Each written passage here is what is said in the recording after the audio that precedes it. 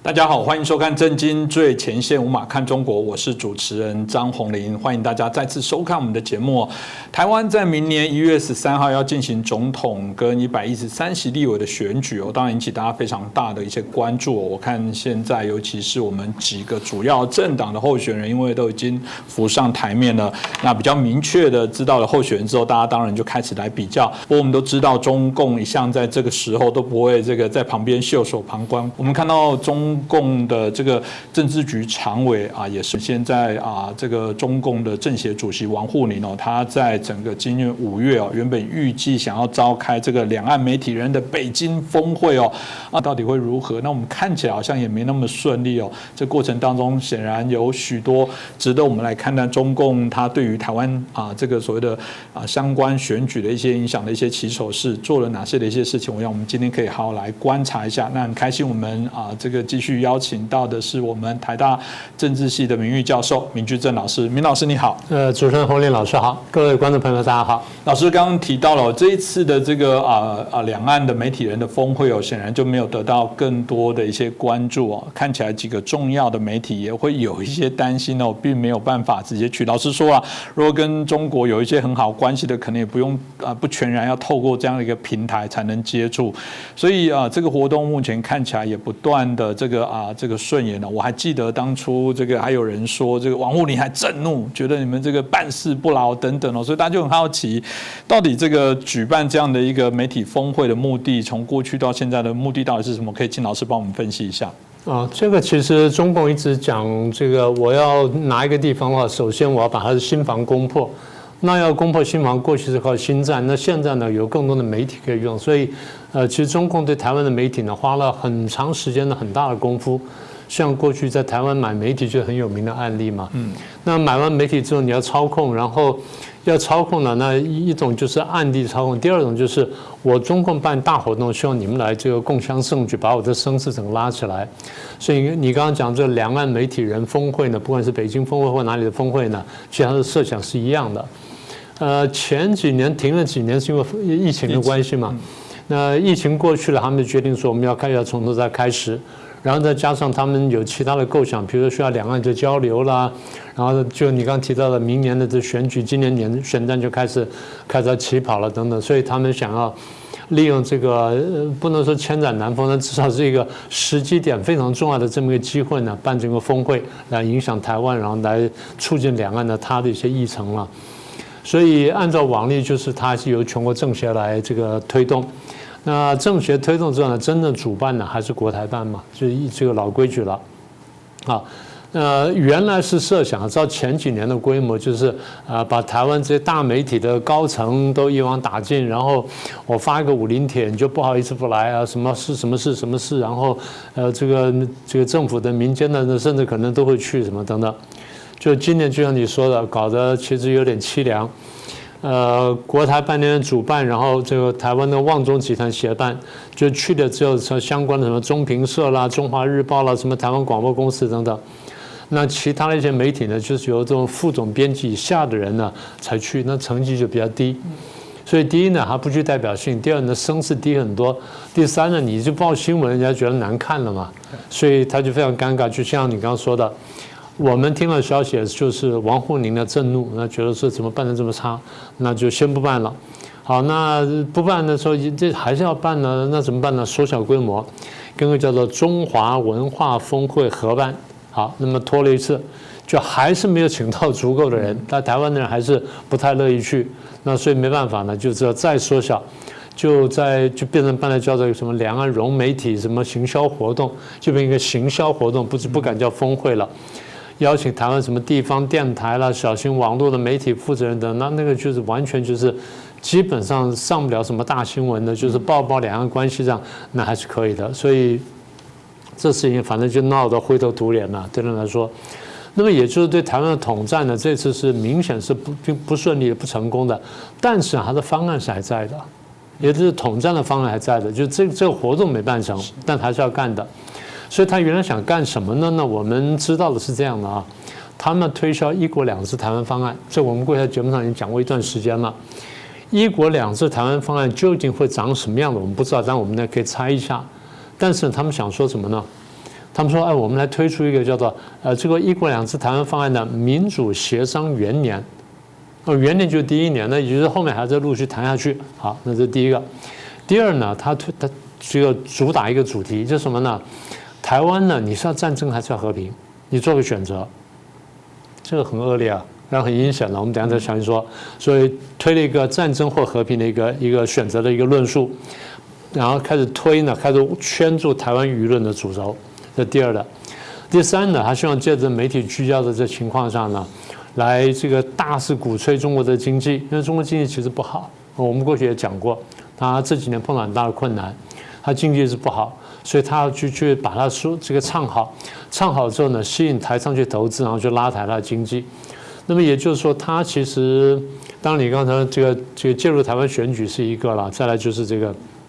经济再三呢，再来就是直接影响到台湾内部的这些整个舆论走向呢，为将来这个脱离美国啦，或切割美国啦，然后他能够这个直接这个接管台湾呢做准备，所以他是花了很多的心思呢，但是这个成效呢是非常有限制的。是，当然刚刚提到的统战的这些样板的部分，这就是一个非常典型的案例。他透过认为媒体回去会跟他的受众来做一些乐听众产生影响，所以他提出这些方案之后，当然回去讲。当你说那你们政经也在讲不同，我们有明老师来做解释的不同，我们才能看清楚里面的猫腻哦。那当然，所以我就接着请教一下老师，就是说第一个部分谈到是一国两制的台湾方案，我在猜想是不是对应一国两制的香港失败之后，他要说香港不是，你们跟香港不同哦。我还特别有一个叫台湾的方案，而且说很好听，我们常讲说台湾是民主对威权的对抗，没有他跟你讲我要跟你民主的协商听起来哇，充满了一个美好的想象。老师，这中间到底有什么值得我们关注？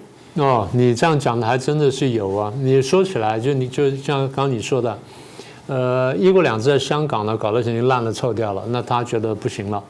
所以这一早他就设计，就是一国两制在台湾跟香港是不一样的，那是不一样的，我们等一下再说。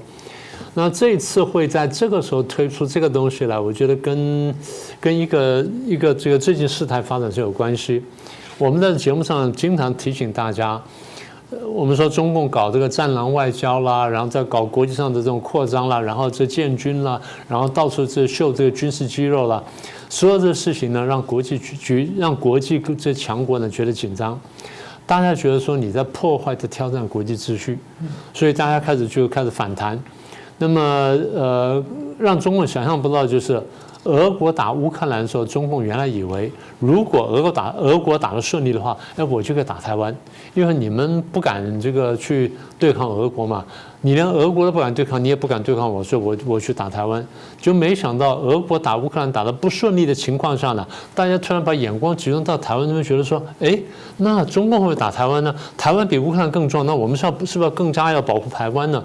所以完全超过中共的想象。结果这段时间，尤其这1年多来呢，我们节目上也有讲到了，不过我们可以帮大家再回忆一下。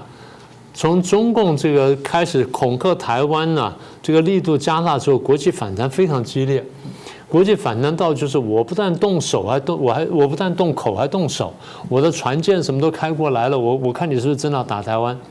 所以中共现在被逼的就是我要改变招数，就是对台湾呢，我还是保持一点压力，但是我又不能全部撤掉，但是也不能像过去那么强了。好，那么。国际上对中共，我们刚刚讲说你想打台湾的国际反应非常激烈，他到底激烈在什么地方呢？除了他讲话之外呢，我们现在看到比较明显的就是，别的我们就不说了，我们那么时间有限，我就抓一个重点讲，就是现在呢，这个世界各主流国家在亚太地区呢做的军事的部署跟准备，这个是最直接的吧，对不对？所以你中国打台湾，那我跟你讲说你不能打，因为这破坏国际秩序，然后影响到大家的经济发展等等，所以你不能干这事儿。那为了要告诉你，然后让你觉得真的听懂，我们真的就打造一大堆的军事同盟来告诉你说你不能这样干。第一是美国的太平洋驻军，美国的太平洋驻军呢，从大概5、6年前开始到现在呢，大概成长了我看10%左右，可能还再多一点点。最重要就是它在日本的这个海军的规模加大了，然后这个主力战舰，特别是这个2栖攻击战舰，就我们俗称的轻航母呢，增加了啊，这第一个。第二就是美日安保强化了，然后日本的角色呢变得非常积极、非常活跃。你也看见岸田呢，基本就是扛起了安倍的这个口号跟这个方向呢，就是一直大力往前推进。它的力度甚至某种角度来说，我们觉得不输安倍呢。所以这美日安保呢也大幅加强了。再一个就是我们多次跟大家提到这个澳英美同盟。澳英美同盟呢，都看起来说是一个三国同盟，这三国本来就在什么五眼联盟里面，所以三国同盟什么了不起？了不起，为什么呢？它是冷战结束之后世界上出现的第一个强而有力的军事同盟，这第一个。第二，它针对中共来。第三呢，他们不但是军事同盟，而且他要帮澳洲呢打造一个非常强而有力的这个核潜艇舰队。虽然不能发射核子武器，但是核子动力潜艇可以发射长程飞弹，可以水下作战，可以 AI 什么等等的。所以这个是一个真的强而有力的一个军事同盟。好，这第三个。第四个是中共想象不到的，原来只关心欧洲问题的北约，现在对亚太地区发声，而且是明确警告中共，就是你不能动台湾。好，这北约，那其他什么欧盟等等的这种经济的这些同盟呢，我们就不太说它了。再来就我们提过了四方会谈，然后什么五眼联盟，再来就是美日韩会不会形成一个新的同盟，现在还有待观察。美非同盟现在在强化，美国跟越南关系现在在重新强化，然后美国跟南太平洋一些岛国的关系在强化，也就是所有的这些呢，大概就是比较军事方面的，你可以看到呢，在明显的强化当中，这第一个。所以当这个强化之后呢，中共晓得我可能短期间之内要想说跨越这么多军事障碍去打台湾，可能不太容易，所以他才变招数。所以武统我并不放弃，但是呢，稳统优于武统。所以王沪宁的策略呢，就是稳统。好，那你刚刚提到说一国两制台湾版，他之所以讲说一国两制台湾版，就是你刚刚所说的，跟香港版不同。香港版我们刚刚讲的名声已经臭了，已经烂了。他推了香港版这个国安法之后呢，香港人开始大逃亡，人也逃出去，钱也逃出去了。现在搞得香港呢，我们不能说民穷财尽，但至少呢，财政状况、经济状况呢下滑非常非常多，而且看起来还要往下走。好，那问题是一国两制台湾版大概是什么样子？我们可以这样看的，因为从过去一开始呢，中共推出对一国两制设想的时候呢，它最早是针对台湾提的，还不是针对香港提的。他早在1975年就文革结束之后不久呢，他就开始设想一国两制台湾方案。当时还不叫做一国两制，当时就想说，两种制度啦，然后我们走我们的社会主义啦，你们走你们资本主义啦，但是我们要把你们吃过来，然后一段时间你还可以保持原状啦，我们是不是看慢慢融合？当然就是他有他一个构想，然后他有一些这个想法，所以当时推出一些东西来。大概主要是从哪里出来呢？你仔细看一下呢，大体是从这个邓小平呢的一些讲话出来，他跟一些高阶的这党政官员在谈的问题，然后也跟这个香港的这个后来不是谈那个三角凳谈判嘛，那跟香港人方面也透气，然后讲说我们大概怎么样，在这当中呢，就慢慢就把他们对于香港跟台湾的这个构想呢就区分开来。简单说就是他们给台湾的那个空间呢真的是比较大。然后给香港空间比较小，那很简单，因为香港第一小得多，第二香港原来是殖民地，第三香港没有军队，然后没有真正的这个独立的主权。台湾不是，台湾是这个小小天罡首尾俱全了，所以他给的这比较宽松。他讲说啊，这个什么一国两制台湾版呢，应该是这样哈台湾在统一之后呢，社会经济的这制度不变，生活方式不变，然后跟外国的经济文化关系不变，政治关系会改变。那什么私人财产啦、房产啦、土地什么都不改变，然后什么企业所有权也都不改变，好，这是第一块。那第二块就是他答应台湾高度自治，然后台湾会变成特别行政区，跟这个国内的一般省区不一样，有高度自治权。然后第三块就是台湾会有高度的自治权跟行政管理权，有立法权、独立的司法权跟终审权，什么党政军经财等等，这事情呢都可以自行管理。同时，你可以跟外国呢签订商务跟文化条约，但不可以订政治条约，不可以订军事条约。所以他们区分得非常清楚。台湾可以有外事权，但不能有外交权。外交权是有主权的，是政治行为；外事权不是，外权是中央政府给你的。你作为地方政府，你可以出去跟人家享有一定的这个活动空间。好，然后台湾可以有军队，但你的军队不可能对大陆构成威胁。大陆不派军队到台湾，然后呢也不派行政人员驻台，这是原来他答应的。然后特别这个台湾的这些政治人物呢，可以到大陆去这领导阶层去当官，当副职什么等等。所以言语非常漂亮了，然后最后讲什么民主协商，你听着觉得啊好像很平等、很好等等了之类的，其实完全不怎么回事了。这个东西你看完之后，当然很多人就看了文字觉得啊很好啊，看起来我们都有了，就是好像少了一点点而已嘛，没什么关系啊。他不要忘记，他当初答应香港的时候也是好话说尽了，是不是啊？然后他讲50年不变了，结果呢，23年就变掉了，连一半都不到了。那么他为了取信于我们呢，还讲什么？就你刚刚说的民主协商啊，民主的词你觉得好听吗？我就讲给你听，民主，然后协商。然后元年，什么叫元年呢？我们今年开始谈，然后看看慢慢谈，然后看到2年、3年什么时候谈完，我们什么时候来。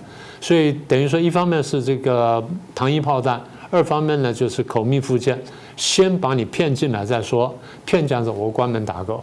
基本上它逻辑就是如此。是老师刚才谈到香港的部分，我想最近香港大家可以看到，不管是中国通过各式各样的方式给予一些压力，另外一个也是现在香港的这些领导者自我设限、自我做言论的审查。整个来说，香港其实基本上来讲，现在有人说已经变成一国一制了。所以有人如果还天真认为这种一国两制，我们不过牺牲了这一些可能不只是牺牲这一些而已。所以这时候大家就会好奇，他又谈的这个战争与和平，哇，这时候突然显露了一下他的面目，就是我会给你这些方案啊，但是你还有另外方案叫战争跟和平，意思是你不接受我的方案，有可能就要背负战争。老师怎么看待这个所谓的战争跟和平？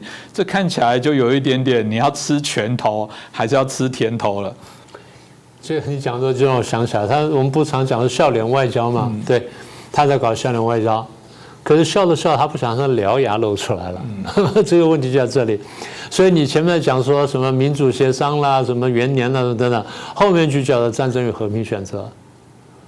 那我反问一下，我跟美国发展关系，美国会不会要问我说战争与和平选择？这听起来不会啊，这不会。我跟欧盟发展关系，欧盟会不会问说战争还是和平？很少。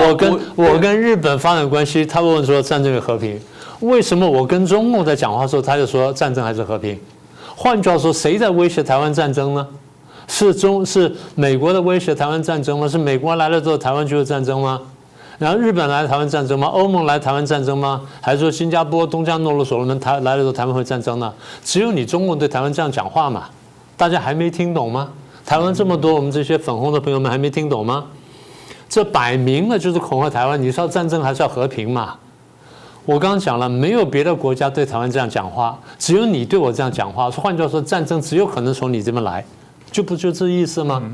别人战争，别人都没有想到战争，只有你想到战争，那就是战争会从你这里来。好，你这样讲就算了。台湾内部还有不同的声音，台湾里面居然有讲说啊，那我们还是选择和平好了。我当然选择和平，问题是跪下之后你有和平吗？是不是这样？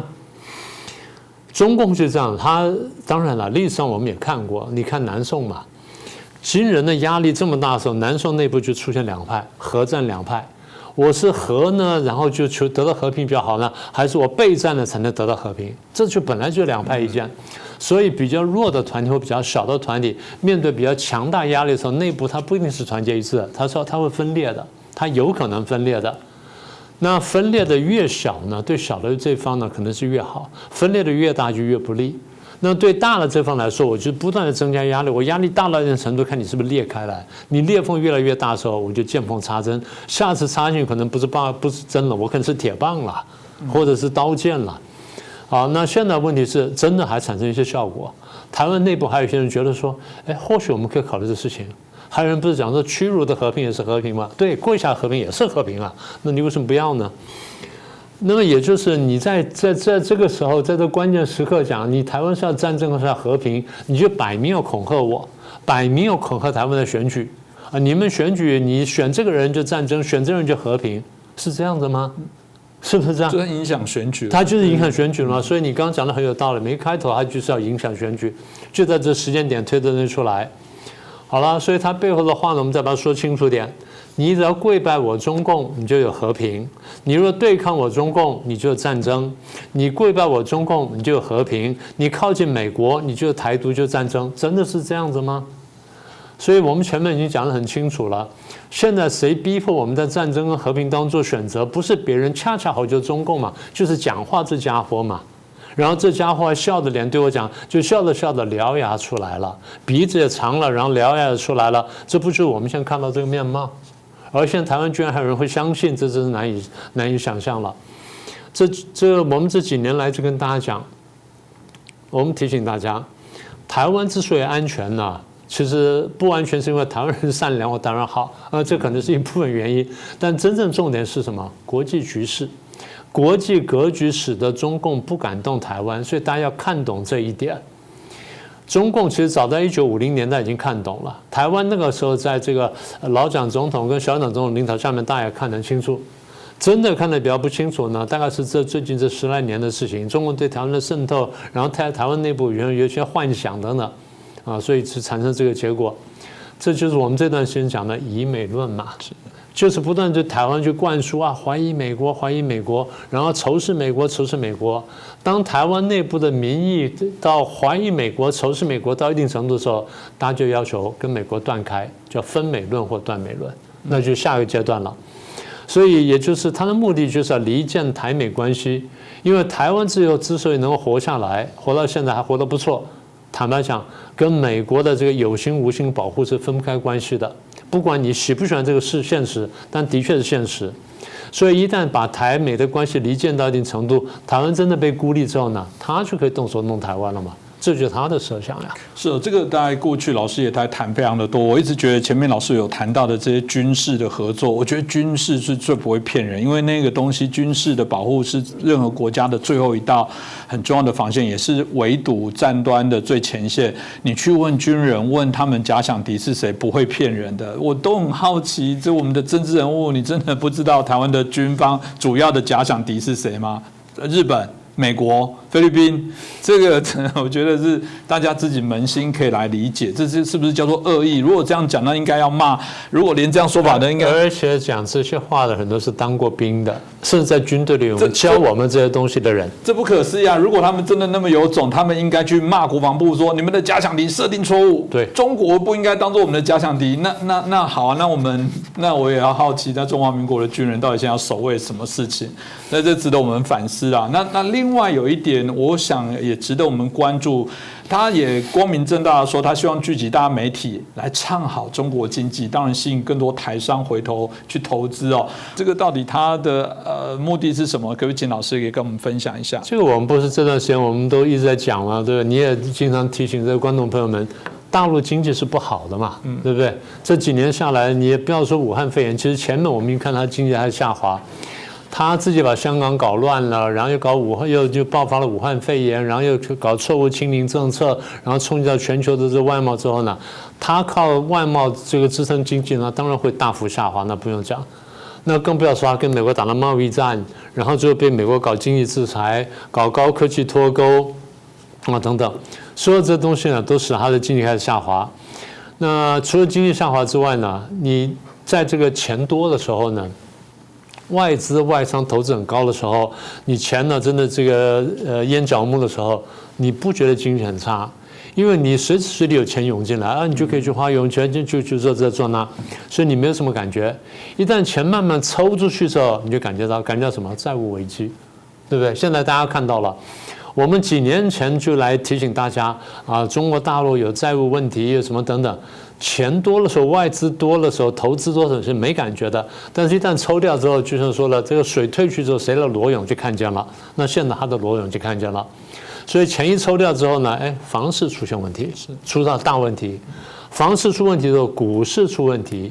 然后金融业出问题，然后接着就是什么呢？失业问题爆发了，物价上升了，生活困难了。所以这些是一步一步、一环一环扣了。那我们看到就是中国大陆经济呢，前阵子我们还在讲，苏州跟这个金三角跟珠三角跟长三角两边呢都这个经济都萎缩，大幅萎缩。台商走掉呢，少说30%，那另外就剩下70%呢，就大概有一半还在那么苦撑，另外一半呢已经慢慢掏空要走掉了。所以经济这么坏情况下，他必须要找一根救命稻草。他找来找去，找到最后救命稻草还是台湾。他每一次都找到台湾，而说就是有一些台商呢，就老是觉得说那边还是有机会，还是有机会。我告诉各位，千万不要再犯错误。你现在进去呢？在2017年到18年，有台商问我要不要去大陆投资，我说最好不要去，因为你现在去的话可能会剥两层皮。第一层皮是大陆的本身这个黑洞，你跳去被剥一层皮。那第二层皮呢，是美国对中共打的贸易战，如果打到你的产业，会剥一层皮，就剥2层皮。现在我告诉你，你可能剥 N 层皮，所以你千万小心点，千万不要去，因为那个情况呢会越来越坏，而不会好转。是哦，今天谢谢明居正老师哦，很清楚的针对有关我们现在的一些有关中国的一些发展的状况，特别是对于我们即将到来的一些选举，显然他们用各式各样的方式不过赵老师刚刚提到，他们这也算是直接挑明了，就如果你看得懂的话，这没有跟你客气的，直接就包含战争跟和平的选项。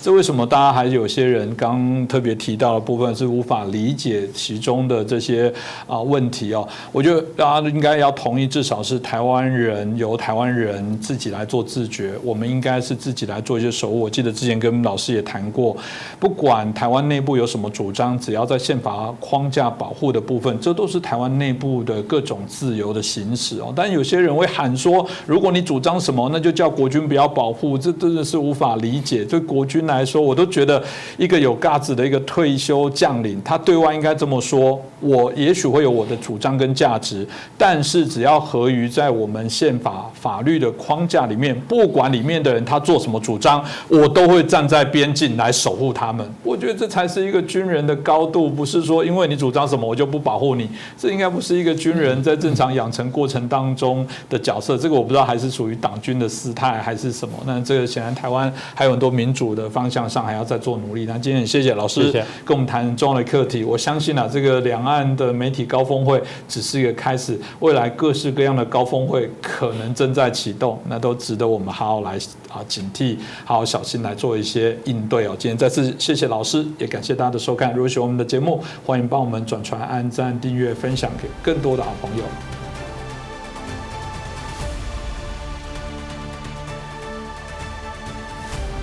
不过旺中不知道这次中天的那个新闻的力道，显然它还是有一定的后续的影响力哦。当然，这个后续也都还要再跑不掉的了，因为他这个时候不弄，没什么机会弄了。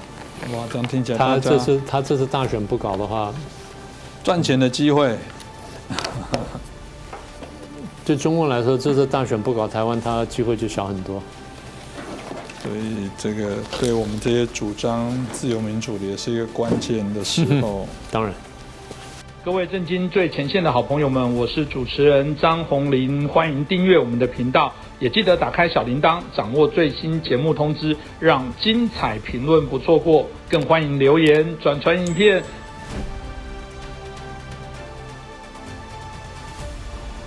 大家好，欢迎收看《震惊最前线》，无马看中国，我是主持人张宏林。再次感谢收看我们的节目哦。最近台湾有一个案例引起非常大的一个关注哦，什么案例呢？也就是我们之前有中国的人民来台湾旅行哦，不小心这个意外身亡。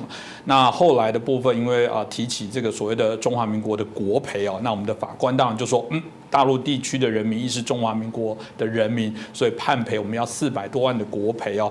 那这当然引起许多的讨论啊。这件事情，我想我们值得节目好好来沉淀谈这件事情呢。我们应该还是来谈在整个不管从国际法相关的高度，在谈两岸之间相对的这些法规这些法治的一些规范的部分，包含谈到这些在所谓的国家之间的一些对等的部分，我觉得这里面有许多的课题可以来谈啊。所以当然最终就会回到一个个问题，就是那中华民国的宪法里面涵括了在中国现在所谓中华人民共和国所统治的这些领域里面，我们的宪法大家又不敢去做一些修订，以至于我们现在宪法中华民国的宪法基本看起来有许多根本就不合真实的一个样态，而且回过头来说，以中华人民共和国的这些相关的宪法的规定，中华民国意识不存在，所以两个互不隶属的这样的一个实体的状态，一旦遇到这种有关在民事上的这些纷争，遇到一些法律上的一些纷争的时候，的确就产生许多的一些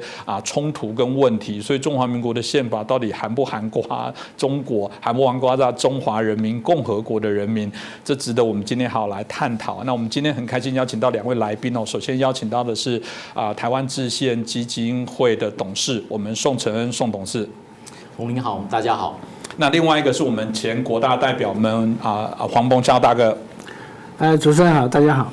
我想我一开始我就先请教一下我们那个宋老师哦，因为这个议题当然引起许多的一些关注啦。当然我刚刚提到的，如果一般民众又进入到那个政治的漩涡里面，又在谈这就是去中化，这就是又开始不隶属干嘛？刚刚我觉得宋老师您也是这个国际公法的部分，是不是可以跟我们分享一下这个案例的看法？谢谢主持人，也谢谢节目做这个题目。其实这个议题如果放在刚刚那个案件中间的话，我们可以分成2个议题。一件事情是这个不幸事件，我们是不是应该要赔这个受害人及其家属？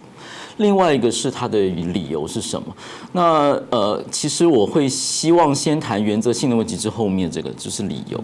法院要不要因为这件事情是发生在高雄，那一位背包客中国大陆地区的人民来到台湾旅游，自行骑脚踏车，然后不幸好像在高雄地方因为漏电的关系就事故过世了，然后他的父母就过来申请国赔。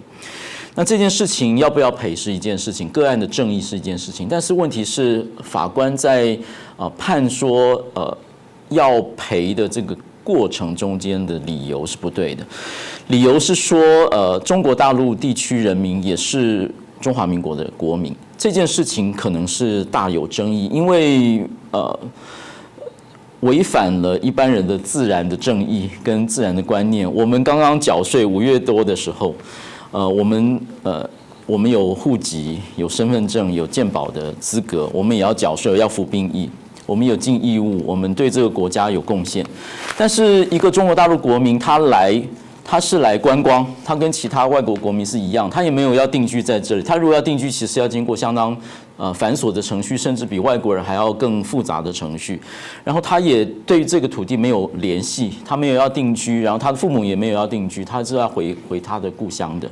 那这2个可以说是同一个，都说是中华民国国民嘛，这件事情就引起非常大的争议。因此，刚刚主持人所说的就是后面改了，就是说它是基于一个过时的函释。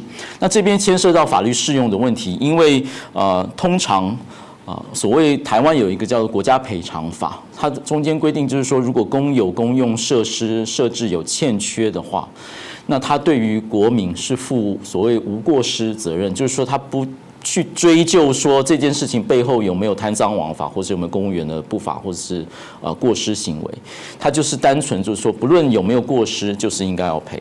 那这件事情的保护范围是应该给予国民。那如果说扩张成为说中国大陆地区人民也是中华民国国民的话，中间就产生了一个相当与我们国民一般自然感情跟自然正义观相当大的落差。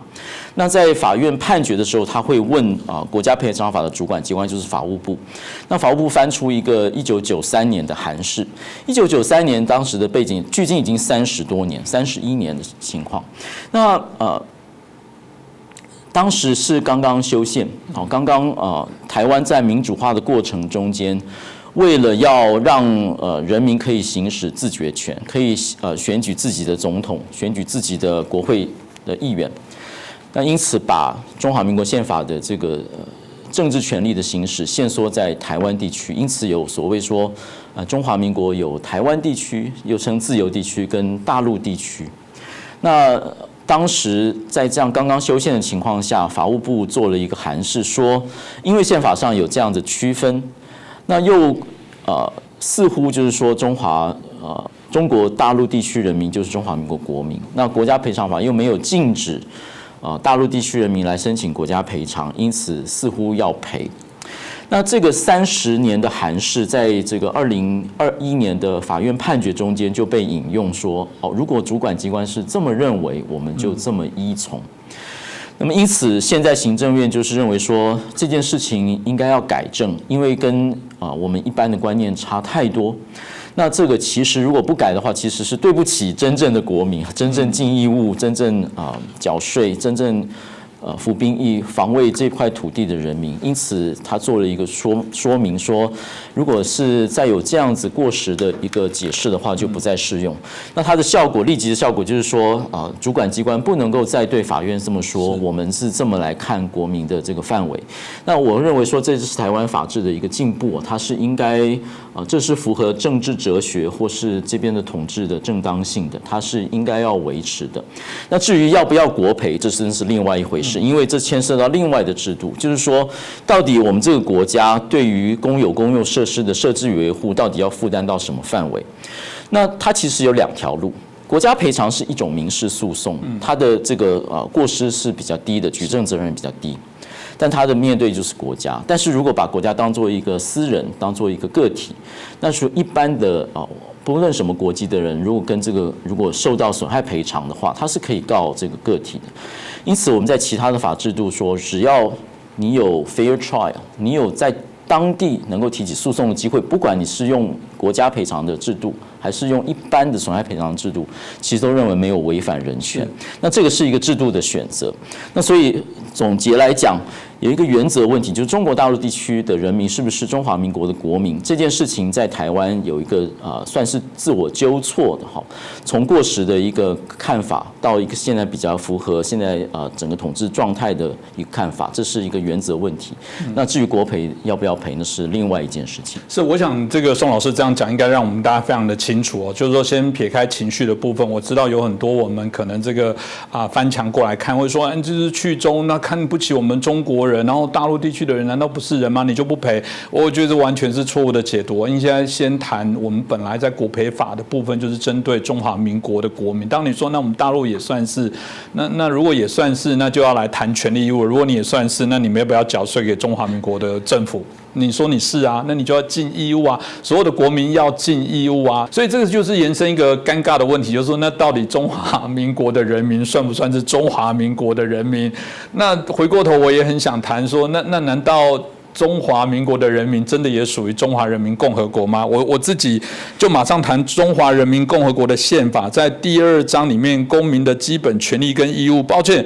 他直接第33条谈，凡具有中华人民共和国国籍的人，都是中华人民共和国的公民。但我就没有具有中华人民共和国籍啊，那我到底算不算你？朋友，他这个头好痛哦，这是每次这是台湾的日常啦。但我想，我们也让这些中国的朋友也想一想这个问题：到底我们彼此之间都算是彼此的国民吗？对，这个问题，可能你们比较年轻，现在才头痛啊。我是刚才你介绍，我是前国大代表，我第3届国大代表的主要的任务就是对于宪法增修条文的修订啊。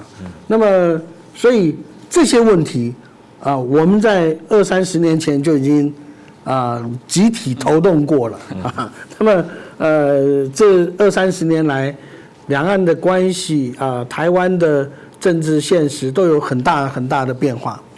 那么但是今天我们谈的这个问题呢，却是很微妙的。我觉得刚才主持人讲的提到一个 key point， 就是说中华人民共和国如何看待中华民国的国民。我们看看，我们现在根据因为没有一个标准的统计了，就是说常驻大陆的中华民国的国民大概有60-70万，现在常驻的啊。那么这60-70万人有没有跟大陆的国民一样，完全一样呢？没有，对不对？换言之就是说，中华人民共和国对待中华民国的国民或者所谓的台湾地区的人民也有差别。那我们应该申请中华人民共和国的国赔，歧视。所以说啊，这个就是一个很有趣的问题，就是政治啊，它到底是一个理念还是一个现实？以中国共产党这么强调啊，汉贼不两立啊，这个台湾这些台独啊，然后这个只有一个中国，那就是中华人民共和国。对，以这样子，但是他在实务上面，他还是要做区隔啊，不然的话，这个法律的适用有很多问题嘛，对不对？那么，所以这代表说，任何法律所要考虑到的是现实的问题，是如何规范啊。所以我们过去我们这个关于这个国籍的问题，第一个，坦白讲，这个案例是很特殊。我觉得这个案例，可能这位法官他是这个期待说，觉得说这位我们大陆来的这位民众啊，他意外的因为这个政府的这个疏失造成了他的死亡啊，情感上觉得说应该要赔他，对不对？那我们基本上我们也很赞同这样子，但是情感是一回事，在整个国家的运作里面，它要依法行政，没错，法不容情，法律是非常死的啊，1是1，2是2，没有所谓的情感因素在里面啊。那么法律所依据的什么，都是现实的问题啊，所以这个现实问题是非常的，这个有的时候让人家觉得很不能忍受嘛，对不对？那么但是按照中华民国宪法，中华民国的主权属于中华民国国民全体。对，他用的是“国民”这个字，国民全体。第二个，中华民国国民的定义是什么？具有中华民国国籍者。这跟刚刚中华人民共和国自己的宪法对嘛？自己说法因为一样啊。你不然你怎么定义呢？对不对？你不能够用想当然尔。不然，对不对？中国会说韩国、日本都是我以前的人，所以你们都是我的人。所以说这种历史说这些啊，坦白讲，在现在的国际法上面是完全不存在的，完全不能作为依据的。那么今天在大陆的这个很多的大陆的人民啊，他没有具有中华民国的国籍啊。那么如果说像有一些的陆配啊，他想要取得中华民国的国籍的话，他必须要放弃中华人民共和国的国籍，要注销在中国大陆的户籍。对。最近我们由于这个时代的变迁，由于这种特殊的状况之下，使得这种现象会成为一种相当时间的一个常态，这种分治的现象。那么今天为什么我们要包括中华人民共和国跟中华民国都要有一些的法律的规定，或者有一些的特别的一些规定来规范这些事情？因为这个已经成为一个必须你要面对的，这就是什么？政治脱离不了现实，是没错。现在的现实就是这样子啊。这个邓小平说的很好嘛，你吃不了我你吃不了我，我吃不了你嘛，对不对啊？大家就这样你说僵着也好，或怎么样也好，但是两岸人民彼此之间还是要有互动嘛，所以我们才会有台湾地区、大陆地区这个人民关系条例嘛，对不对？这个就是来规范两岸的不同的。第二个，中国人不是一个法律名词，中国或者中国人都不是一个法律名词，所以今天我们谈到这个问题的时候，你看看我们的宪法或我们的任何的法律有没有中国2个字的，有没有中国人3个字的，绝对没有。为什么？你讲到中国人，那一定是中华民国国民，或者中华民国公民，或者说中华民国人民，绝对没有中国人3个字。第二个中国在中华民国的法律任何条文里面都没有这2个字。换言之，就是说，所以今天我们谈到这个问题，就是一个最实在的问题。任何政权都要面对政治现实。第二个，任何法律如果不能够反映当时的现实的话，那你这个法律是没有意义的，是空洞的，对不对？那这个空洞法律有什么意义？没有意义嘛，对不对？但不过我们至少都还算正派的，希望来讨论这些问题。一般政论节目要有所区别，我们还是希望，我觉得这样是对的。对，你看，就大家来辩证嘛，大家这样来谈。我们可以做一个比较完整的一个论述。你这一般政论节目，5分钟。不差一个在骂的人啊，但是我们觉得还是以理服人来谈事情。对，谢谢洪林，谢谢。老师，那我们可不可以拍一个照一下？照相，帮我拍照一下。